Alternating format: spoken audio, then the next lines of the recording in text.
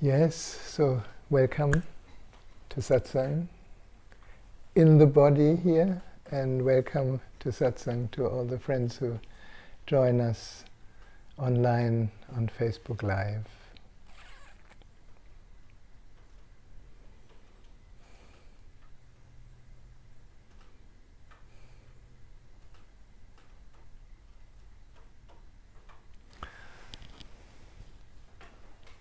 When we were preparing the room, I had a sense that maybe we dedicate this evening to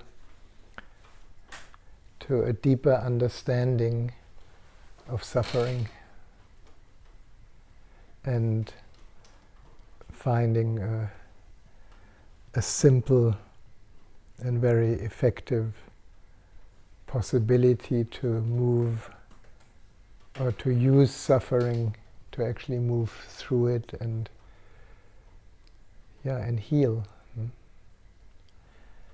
Because if we look into the situation of the world, nearby are all the floods, further away there's a crazy war, and also floods, and there's a lot of kind of upheaval in the world, no? And of course we all have a personality that loves to get stressed for valid reasons or for invalid reasons. And stress is always kind of an automatic mechanism that puts us in survival mode. So whenever something happens that is unpredicted, out of the order, we feel insecure because we don't have control.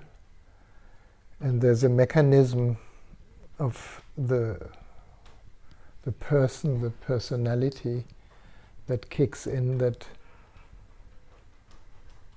is basically running on automatic. And we often don't know whether the situation is actually really threatening in this moment, or whether it is simply our mind that recreates survival fears. And then we want to fix that, we want to change that, we want to kind of find strategies to somehow cope. No?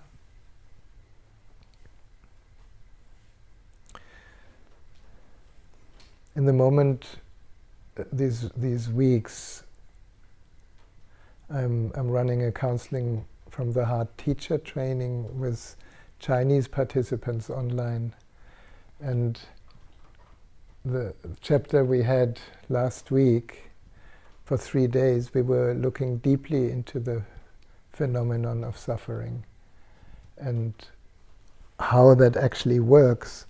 So I thought we have a little taste of this tonight, if that interests you. And it's not to indulge in pain, it is to come to a little bit of a deeper understanding.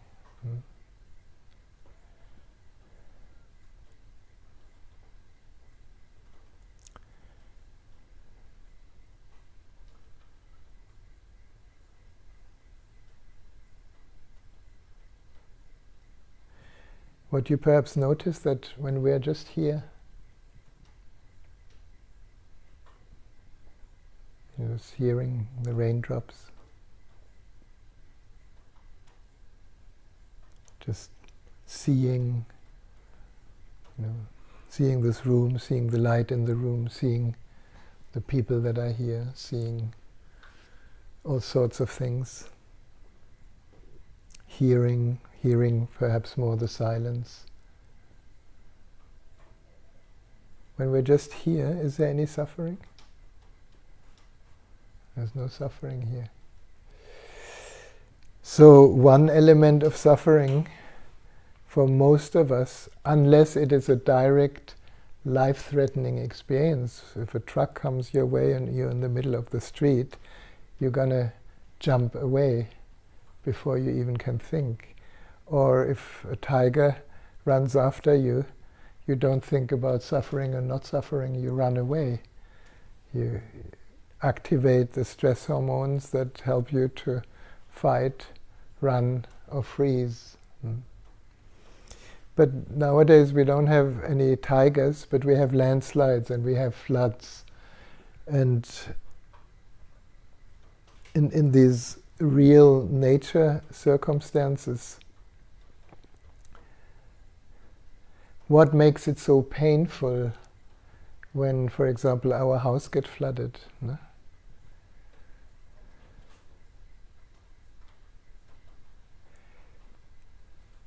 There are many reasons, of course. It's inconvenient, it's threatening to our survival if we don't have any other income. It's threatening to our physical health because we may not find the right place to live, to sleep, and many people are in this situation. So, but the main factor of suffering is actually not the situation. It's our interpretation. It is what the mind tells us about the situation. And we all have kind of a certain conditioned mind that believes in the story our mind tells us. There's nothing wrong in it. It's not a sarcasm when I say this. It's more like, this is how it works. And then we quickly want to find strategies to avoid what we are actually experiencing.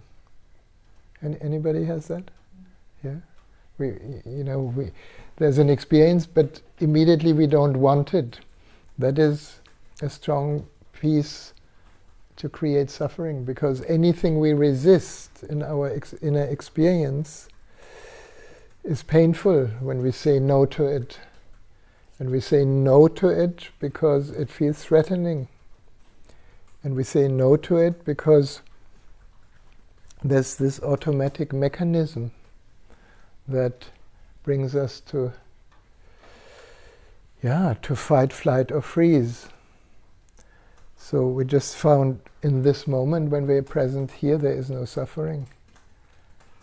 So how can we find that bridge from the mental story that may be, that may be absolutely valid, and our present moment situation? So generally we could say we are covering our present moment situation with many different layers. We're covering it with a physical reaction, usually, either fight, flight, or freeze, or getting really frantic into action, or talking a lot, or looking for strategies. No? Then we have an emotional response, and the emotional response is actually not a response that is directly from this moment. An emotion versus a feeling is usually always starting with a thought about a past experience. And then we put that past experience in this moment and create a trauma, if you like, because it sets itself into the body. And then we put another layer on top of it, where we feel that the life situation we are living in does not fit into our ideal, how we would like it to be. Anybody has ideals? Yeah. It's automatic. We're just kind of plucking, the leaves to see what is actually hidden underneath. So the ideals and the shoulds, we become very self-righteous. I should be like this, I should not be like this. And then the situation should not be like this. And the whole world thinks that in the moment, me included, that Putin shouldn't invade an innocent country. But I know much too little to actually have a clear understanding. I just see the craziness of it, of killing endless amount of people. For what reason? So should and should not. And with the should and should not, we are creating a certain identification that we then pursue. We try to follow our ideal and we try to avoid the should not. And for that, we need the right strategies. And if we look into our strategies, what are our strategies? Either it's avoidance. How do we avoid? Either we get tired, we fall asleep, we work like crazy, we start blaming, we start judging, we start comparing, we start being superior or inferior, we start being a tyrant or a victim. Drugs, alcohol. Sorry? Drugs and alcohol. Yeah, and then we have drugs and alcohol and TV and iPhone and all these wonderful distractions that take us away from the possibility of waking up right in this moment to what is now. So we're building a whole structure, then we call it me or person, out of these layers, physical, emotional, third chakra strategies, fourth chakra ideals, and to justify our strange reaction, we follow our beliefs. Now, what is a belief? A belief is a package of thoughts that we decided to create an identity from. For example, I believe I'm German, so automatically to be German has certain qualities that I may believe are very helpful for me. But it's just a name. German is a name. American is a name. Russian is a name. Now, right now, when we just hear Russian, together with this name comes a massive resistance for most of the people around the world. It's a belief. So if we believe we are the free world, it's also a belief. And then there's somebody who counteracts against this belief, there is war. Now imagine what an absolute absurdity this is, that one group of people thinks or believes they are Russian, another group of people believes they are Ukrainian, and it gets so collective, so that our collective identity gets threatened. And I don't know what this Putin believes, but he definitely believes that Ukraine should be Russian. And he's ready to kill thousands of people just because he thinks his belief is right. It's just a thought. It has no substance in it. It's just completely arbitrary. If I look at it from this side, I don't know the facts really, so forgive me. Maybe there's a completely different aspects. No? But to see how this construction of me, of the so-called ego, the I, kind of gets more and more crystallized. And if we relate it to the chakras, the beliefs are in the throat, an expression, how we express ourselves in the world through speech, through our creativity, and so on. And the beliefs create an identity that we for sure fight for. This is me. I have a right. I'm not going to let anybody tell me what to do. I. So this I think, is a very valid development during puberty. We somehow begin to learn that we are an individual separate from other individuals, and that we have our own thoughts and our own feelings and our own experiences. That's great. But unless we move from that egocentric identification through separation, unless we move into the heart, we are caught. Unless we realize that we basically all have very similar so-called personality traits that serve a sense of self which is not true. Now I think I can say that here, that whatever we think we are is not true, it's a thought. And if you meditate long enough, probably, at least I came to the conclusion that none of my thoughts are true. It doesn't mean they need to go away, or I need to get rid of them, or I need to change my thought. If I understand that my thoughts about anything are not true, then perhaps it's helpful to look, well, what is true? And it's not much.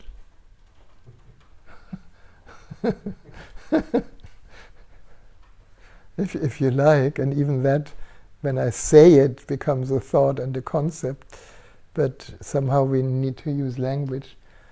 But we could say the only no thing that is real is that I am that which is aware of all experience, of all thoughts, of all identifications. And what is that? Is that an object? Is that a definable substance? Does that have a beginning or end? That which is aware? Does it have any limitations? Does it have, a positive or negative aspect? All these answers, if we investigate, the answers will be nothing of that. So who am I? What is this me? That when I look deep enough under all these layers, or through all these layers, what is that? And I think this is one of the reasons for satsang. We're hanging in this space, in this quest, and we don't need to get satisfied with any answer, but because we know already that any answer is not right. It's just an answer of the mind. And yet there is something so clearly present behind the person.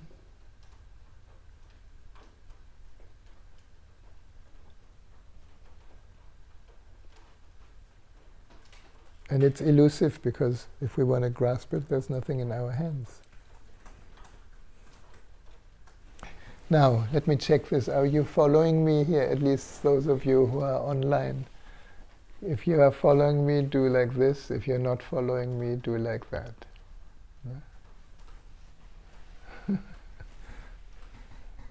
Yeah. So, when my German mind likes models. So I can explain a little bit, and for some of us it may be helpful to see the model that is somehow a guide into coming closer to the truth. So here we are, a flowing human being full of life, with all these beautiful essential qualities of vitality, of sensitivity, of personal power and strength, and the capacity to do things, and we are loving beings because we have a heart, and we are creative beings because we are, how to say, ein Sprachrohr, there are these loudspeakers, how you call these? You know, megaphones. we are basically, we can put words to things that don't exist as objects, no? And so on. And we have a clarity and an intellect, no? So when a situation appears that creates suffering, how does that work?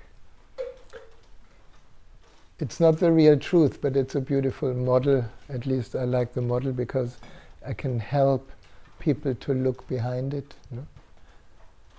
So an unexpected situation occurs that brings fear. No? Fear is a common suffering in people. No? Then we have learned very quickly from our parents and in their upbringing, don't be afraid. The moment don't comes in, division comes in, because don't means no, and on the other side is, well, if I should not be afraid, and the reality is I am afraid, I need to create a division in me. I need to be against me if I follow the people that are supposed to love me. Don't be afraid. But I am afraid. So the fact may be fear. There's nothing wrong. Fear is a natural response to danger, and fear is somehow inherent in many different stories that we live. No? Now, don't be afraid is already the first way to suffer, the no to what is. What do we do then with the fear? Through the no, we create a cage around the fear, so we don't see the fear anymore. Or it's even better example when we have anger, when we are angry. Now, my father was very angry, so I decided I'm not going to be angry. And when I started therapy, I was in for such a surprise. My God, I have so much rage. Because my father didn't believe in fear. Don't be afraid. Don't believe your fear. But I did believe my fear. So it was a dilemma. So I repressed anger, and then it needed to go somewhere, the anger. And after repressing it because it was too dangerous to live with it, when I was 6, I got a stomach ulcer, basically because it got physical. No? The rage that couldn't express itself, couldn't have space, was repressed, and then it turned out physical. So there was even a physical suffering. No? But so first the experience, then the resistance, then the strategy to justify the resistance, and then we have a big problem. And on top of it, perhaps the identification. And before that, the belief. No?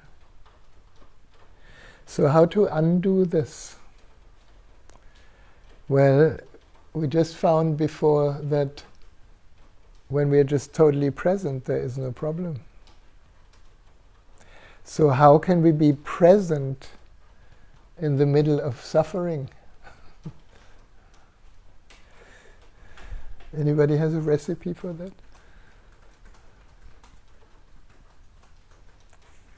Meet it. Sorry? Meet it. Meet it. Meet it. Meet the suffering. Meet the suffering. Welcome it. Yeah. Yeah, but is suffering a thing? Exactly. That's, if I know that I need to meet it, it doesn't help. No. So what brings us into the present moment with the suffering? One invitation that I often give to somebody that I work with is Well, this is the story. How do you experience that in your body? Because the body is present, isn't it? The body is always here. You cannot be have a body yesterday or tomorrow. Body is here. And if we dare to bring the sensation that is triggered through the thought, if we dare to receive it in the body, feeling it in the body, we may touch some quite strong pain. Now we have learned very early that pain is a negative thing. We shouldn't experience it. So the next step would be, well, even though I shouldn't experience it, I do experience it, so let's dissolve the I should not. Let's dissolve the ideal and say, okay, pain is here, and in the moment, perhaps it's in my stomach. And then comes what you said, meet it. Can I be that? Can I be the pain? Not just bear it. And this is really important, because bearing is a strategy to avoid the experience. Can I totally experience it?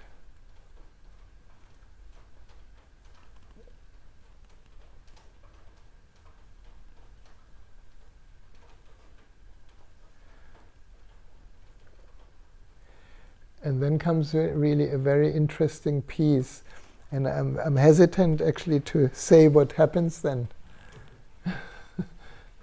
maybe we come to that conclusion later through a little bit experimentation, because if I say it, you create a new ideal, trying to follow it and trying to copy the system, and that doesn't work.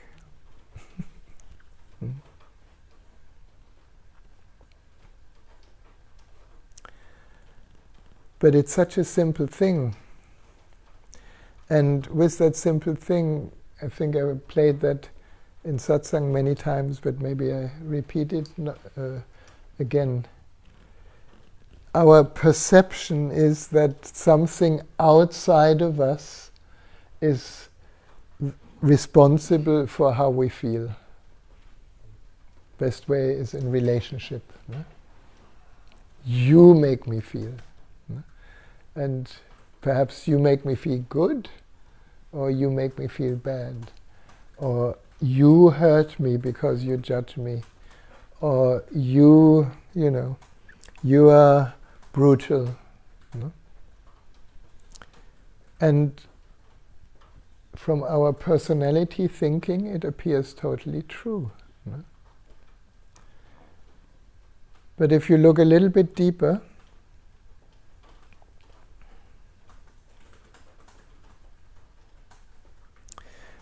we are hearing, for example, Steve's tapping. Yeah, can you hear it? Everybody hears the writing of Steve. Okay. Now, where is the hearing happening? In Steve's writing or in you? Give me a sign. Do it like this or like this?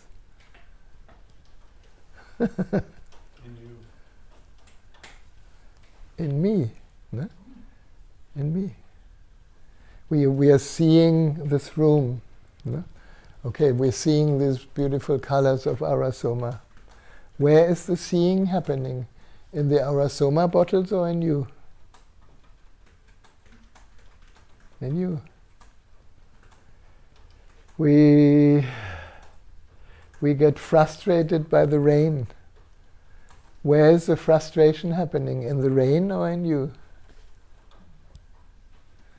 If you question this through all your senses, you will find nothing ever happens outside of you.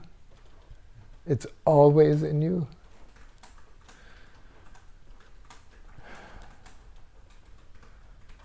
Okay, can you follow that? Now, nobody tells us this when we were children. Now the good news is that then that which happens in me can be met in me. Right? So, and specifically, the feeling. And if we realize that the feeling is an appearance in me, then there must be something that's called me before the suffering. Can you follow that?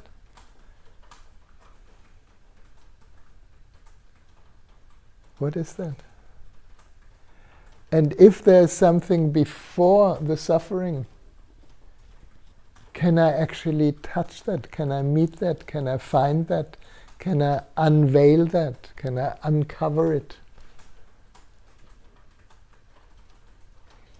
And whoever has uncovered it, and there are many methods, of course, there's meditation, there's therapy, there's guided meditations, there's exploration, there's inner journey, there's many, many experimental ways to have a glimpse underneath the phenomena that arises in me.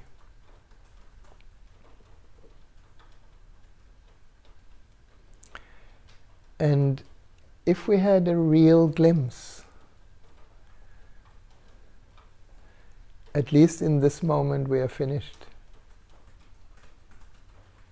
If we are beyond feeling, seeing, hearing, smelling, tasting, beyond experience, and we are still here, then another dimension appears that is always here, but our attention is not there, which is, the Indians call it Satchitananda or Shanti. When you say we are finished, what does that mean? The person is finished. The sense of a person is finished. There is just space. And the space experienced through this body-mind beyond our personality is what everybody looks for.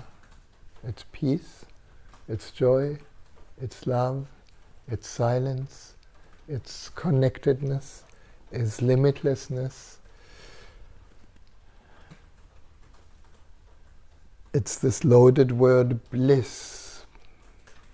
I never liked the word bliss because it implies something, again, a positive feeling versus no bliss, a negative feeling. It has no opposite.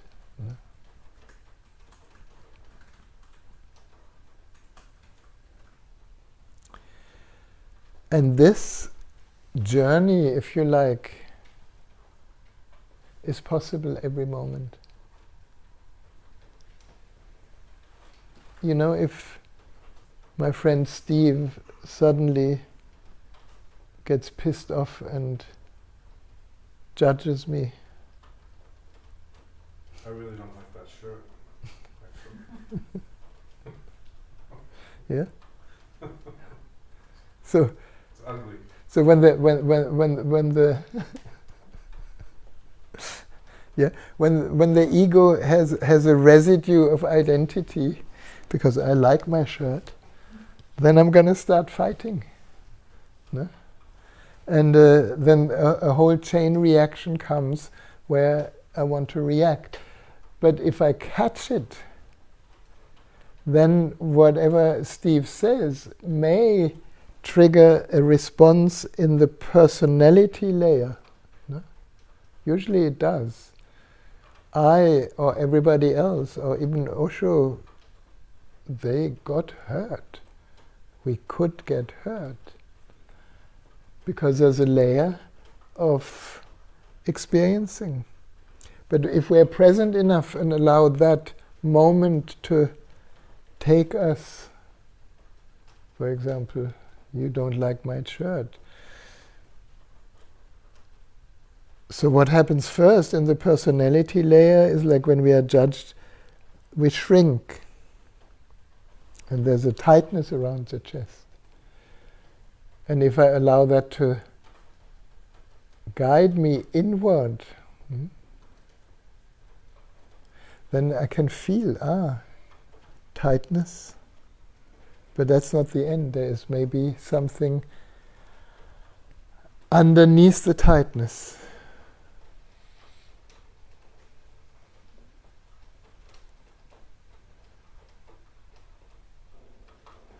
And just while I'm sitting there and going underneath the tightness, all there is present moment. I hear the raindrops, I see all these beautiful people here, and the story is finished. And if our attention, this famous saying, wherever our attention goes is where our energy flows. So if our attention goes to the space beyond person in me, we wake up again. Then from the outside, even to yourself, you appear like a complete, normal, gentle human being. And from the inside, there is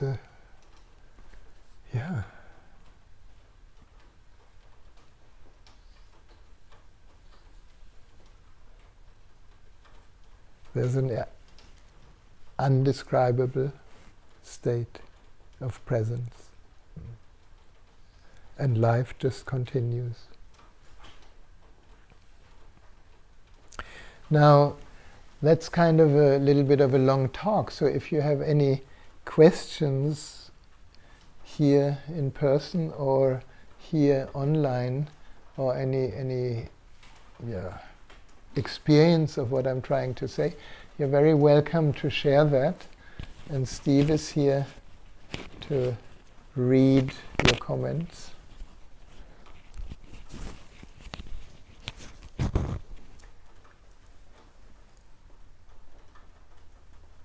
And if there's nothing to say, we can experiment a little.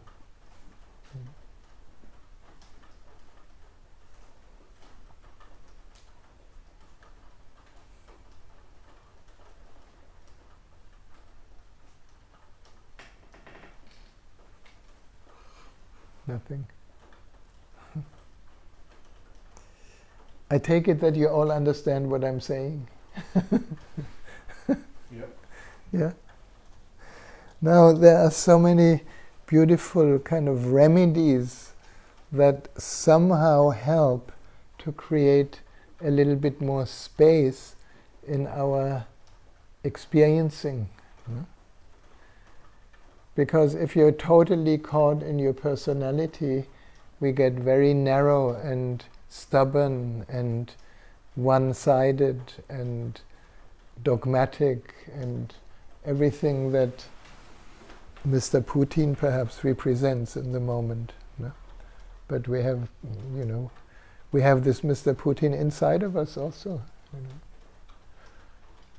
I think many millions of people would easily become killers if they could kill him.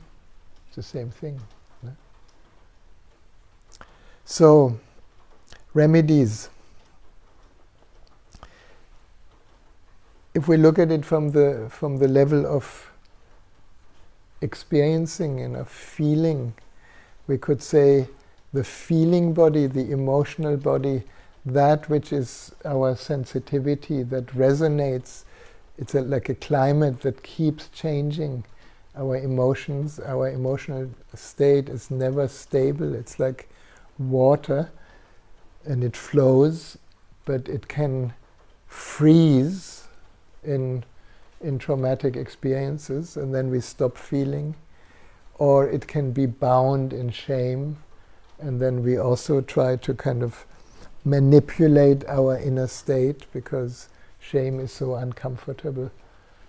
Or we become unworthy, or all these wonderful psychological problems that need therapy.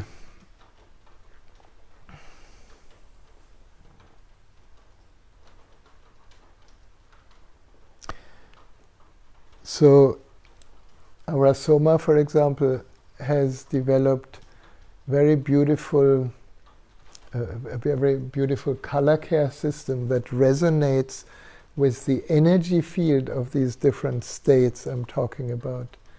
If there's a state of fear and it's collective, because something happens to many people, we may feel a certain fearful emotion without even having anything fearful happening here. I experienced that, with all the floods and people freaking out because they don't have a home anymore. I feel many of us got really affected by a collective vibrational field of worry and survival. And that in itself perpetuates itself, and it becomes stronger and stronger. Now there's something else that also happened when, many people stepped actually beyond fear because it was so unbearable and started helping each other. And there were these armies, and still are, the armies of wonderful helpers that just come into your house and ask if they can help you to fix your house. It's quite amazing. I never experienced anything like this in other places, but here it's the mutual help of the community is amazing. So again, it shifted the energy from poor me and from hurt to loving kindness and support. And if we look at ourselves in the different vibrational fields, we could say in the unconscious aspect, in the first chakra is our physical survival, the fear of losing life. In the second chakra is our emotional fear, emotional pain and worry connected to all our past that we may not emotionally survive, and the mechanism to cut that off is shock. We all probably have experienced shock where we suddenly don't feel anything anymore. And if that perpetuates itself, it's like we run around like a headless chicken doing things that are not grounded in our natural energy. And then in the astral body, we start finding strategies to fight, flight, or freeze. And all that can be influenced by something like arasoma to create more space inside. So I want to invite you for a little ritual with the orange pomander. In arasoma, it's also lovingly called Humpty Dumpty. I don't know if you know the children's rhyme. Humpty Dumpty sat on the wall. Humpty Dumpty had a great fall, and he broke into 1,000 pieces, and nobody could get him together again, which is shock. But the shock absorber can. So let's try it. If you could stand up and make your left palm available.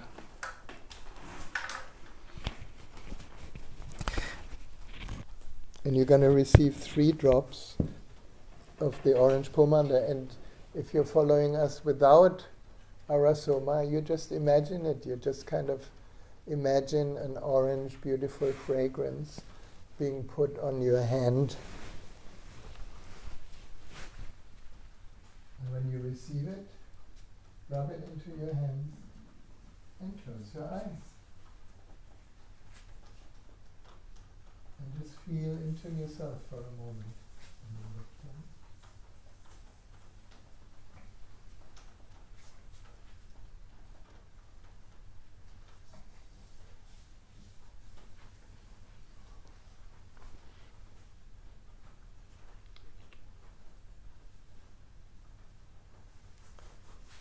Just get a sense for a moment into your body if there's anywhere where you're actually resonating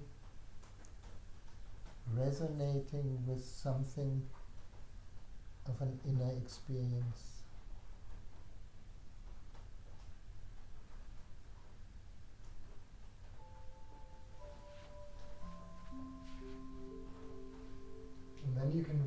your arms high above the head, your palms facing outward, and imagine you can send this shock absorber ray, this orange ray of light, all around the planet Earth.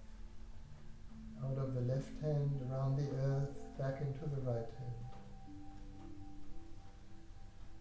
Touching all beings, because there's a reality, we are all connected.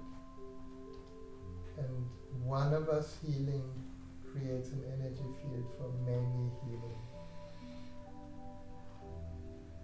And then you can hold your palms above the crown facing downward.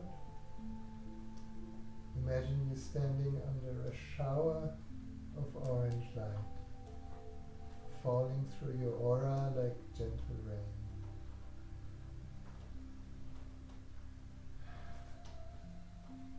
And as you come closer to the energy field around your head, clearing and cleaning your aura through the temples, through the back of the head, through the frontal area,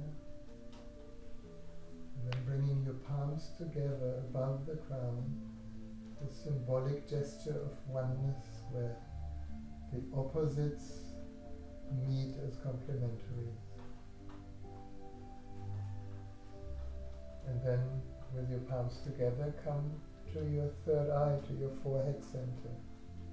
And as you open your palms, allow that orange ray to be of help to open the curtain of your identifications, opening the curtains of everything you thought you are, which is a projection, so that we can begin to see reality as it is.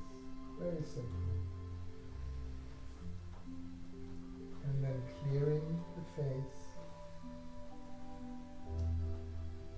And when you come to the throat, allow your fingertips to find another curtain here, a curtain of all our beliefs.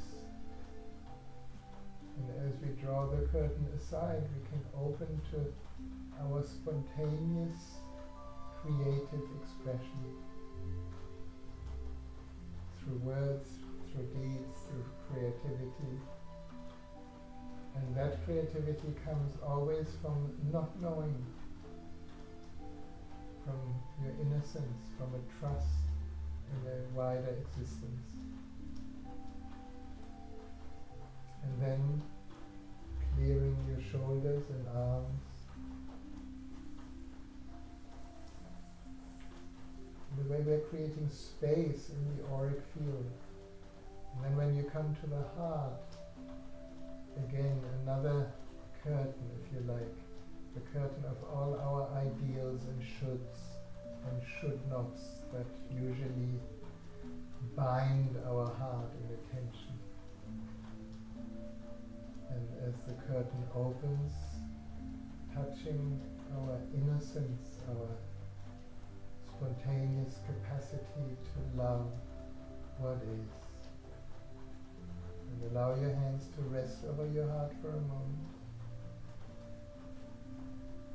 absorbing the fragrance and quality of the orange pomanda deep in the silence of the heart.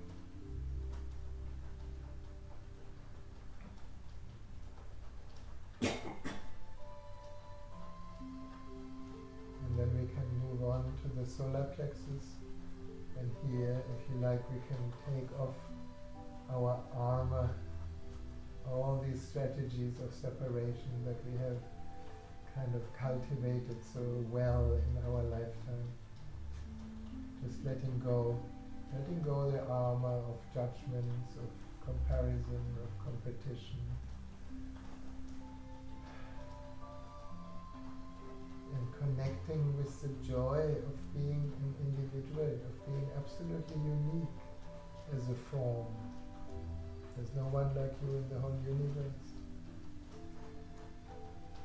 And then moving to the second chakra, where the orange is at home, to the lower belly. Creating space so that we simply can feel again. And allowing the flow of our emotions to be open, because eventually it takes us home into a place beyond emotion and down to the first chakra and all along the legs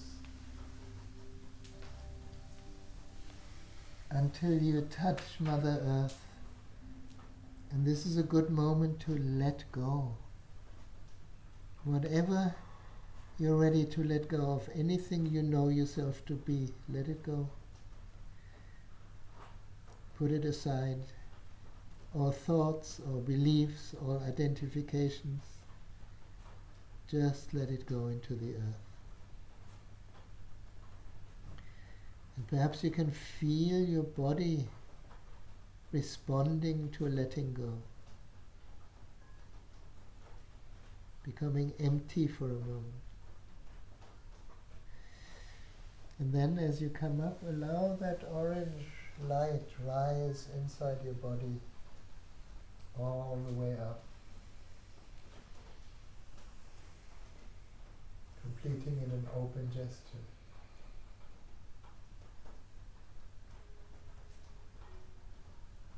Feeling perhaps a little bit more space to just be. And then cupping your hands in front of your nostrils and taking 3 deep breaths of this fragrance into the temple of the body.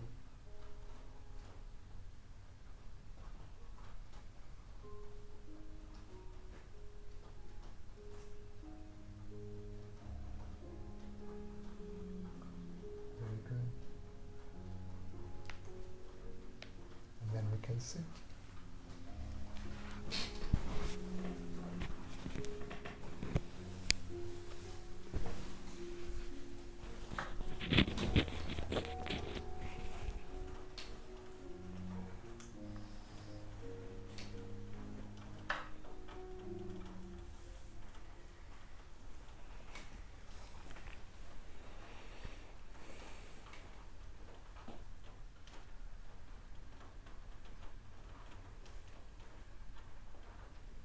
So, in a way, we are shifting our attention from outward to inward. And Steve has prepared a beautiful mandala here, and it's pretty orange, no? Connected also with yellow and with green. So it gives us a chance to allow the 3rd chakra and the 2nd chakra to be absorbed in the green of the heart. It's a beautiful transmission. And in the center is a candle, so I want to dedicate the light of the candle today to healing, to moving beyond suffering. And the symbol of the candle is beautiful because the clearer our light is, the more we disappear. When the candle burns to its end, it's gone. And what remains is our true being. So may all beings be free of suffering.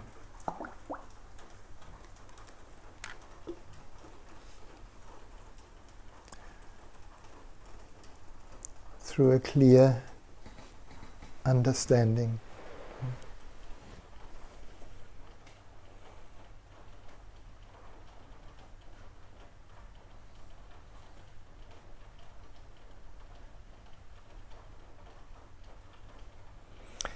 Yes, and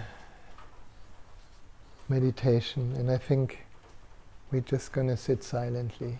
We're just going to let the rain be the guidance, and maybe we sit for about 15-20 minutes. Nothing to do. just remembering that any experience that comes our way can either be rejected or welcomed. And the suggestion is welcome and absorb whatever arises. Let whatever arises take you deeper than its phenomenon. And the mind cannot know what that is. But we are already deeper than the phenomenon. So enjoy a little sitting.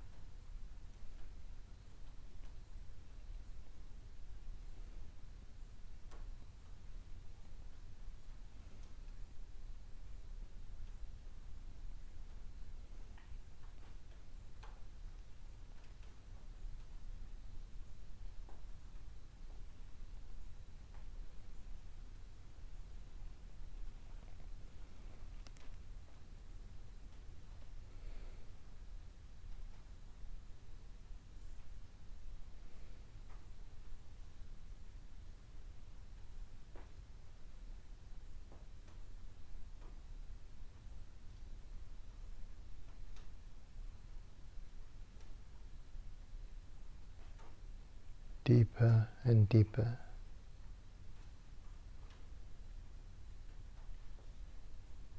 Without any fear, just go in.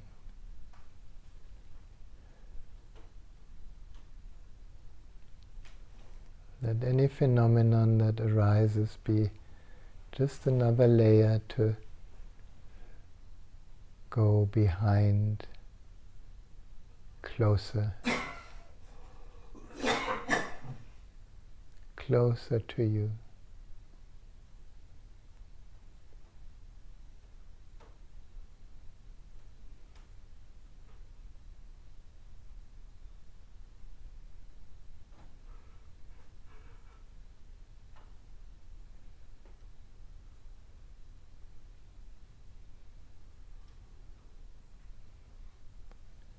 And just feel this natural peace.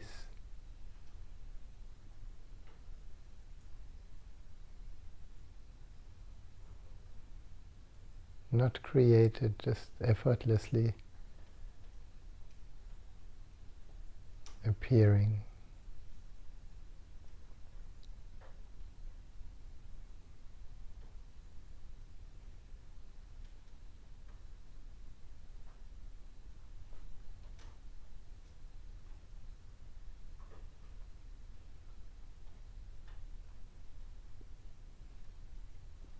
Feeling the subtle joy of just being.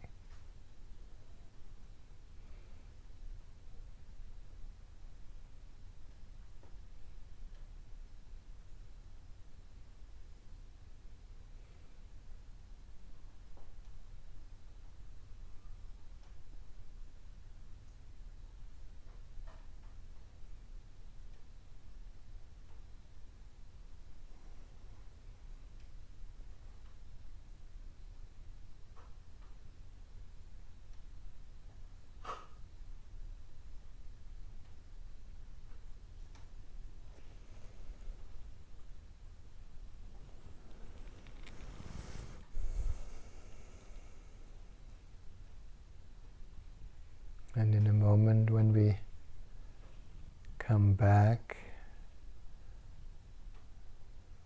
we can bring with ourselves that quality of stillness, of relaxation, of peace, of silence.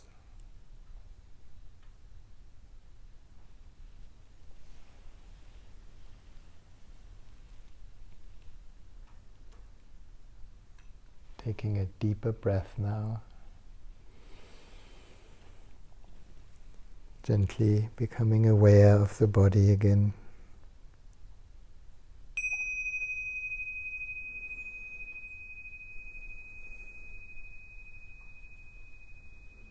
Perhaps a little stretch in your feet, in your hands.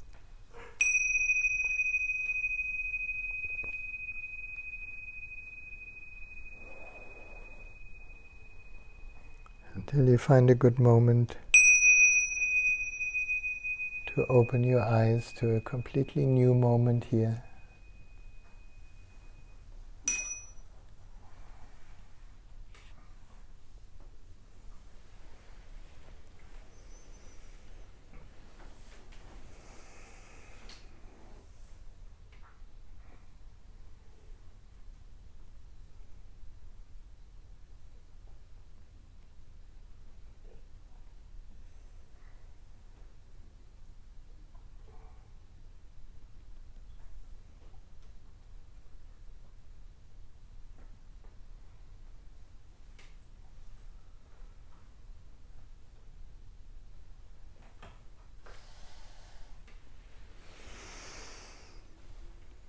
Very good.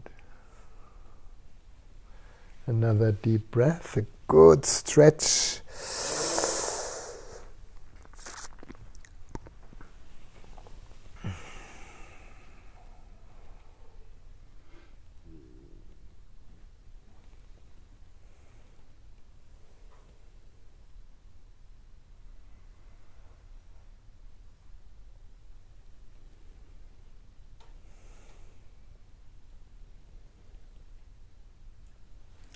Anything to say? Finished? Anything to say?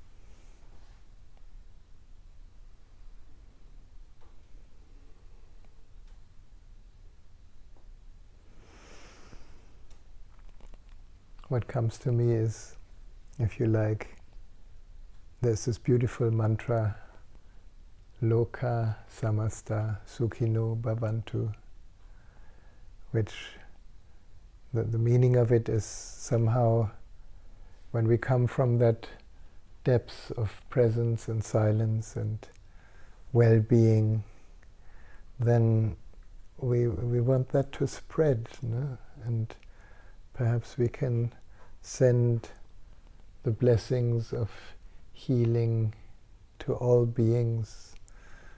So Loka Samasta Sukhino Bhavantu means something like, may all beings recognize their true nature, and may all beings be happy, and may all beings be at peace.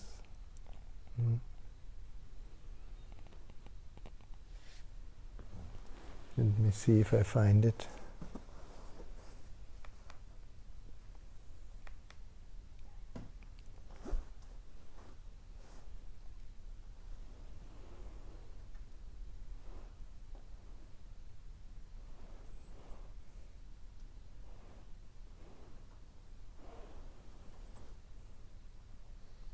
Kurt says it's a very supportive satsang. Who says that? Kurt. Kurt. Yes. Ernst. Ernst? Kurt Enstrom. Kurt Enstrom, yeah, from Sweden. Okay, so we're going to chant this with Deva and Miten, and Deva they will first chant some other mantras, and then we can join in if you like. Otherwise, just allow the well wishes to fly around the earth.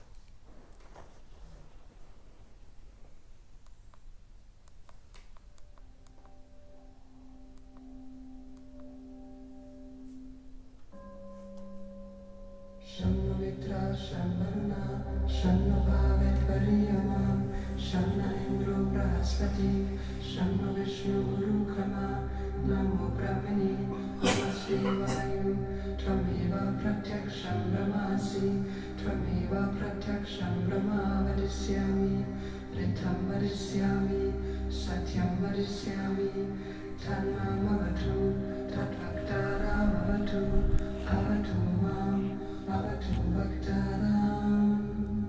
Om Shanti, Shanti, Shanti. Shanna Mitra Shambaruna, Shanna Bhavet Variyamam, Shanna Indro Brahaspati, Shanna Vishnu Urukrama, Namo Brahmani, Namaste Vayu, Tvameva Pratyaksham Brahmasi, Tvameva Pratyaksham Brahma Vadisyami, Ritam Vadisyami, Satyam Vadisyami, Talmam Avatu, Tatvaktaram Avatu, Avatu Mam, Avatu Bhaktaram. Om Shanti, Shanti, Shanti.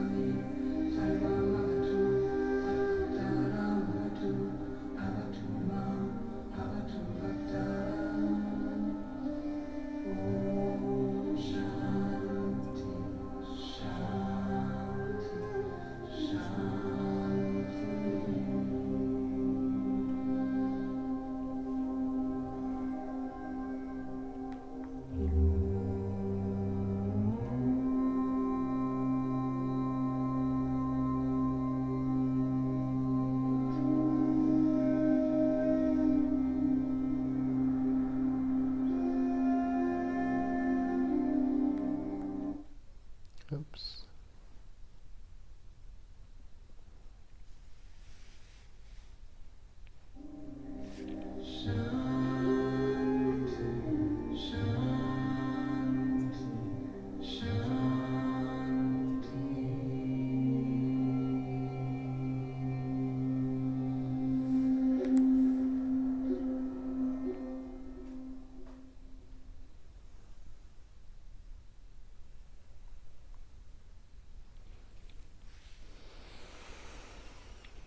Yes, Om Shanti Shanti Shanti. Thank you.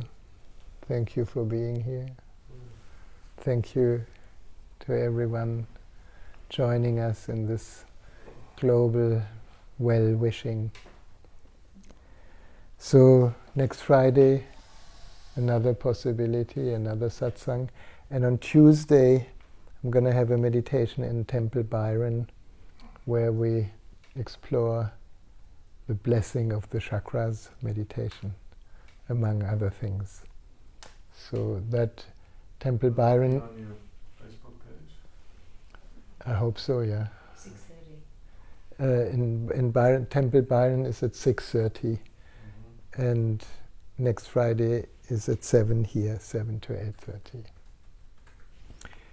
Have a beautiful rest of the evening. Thank you, and be well.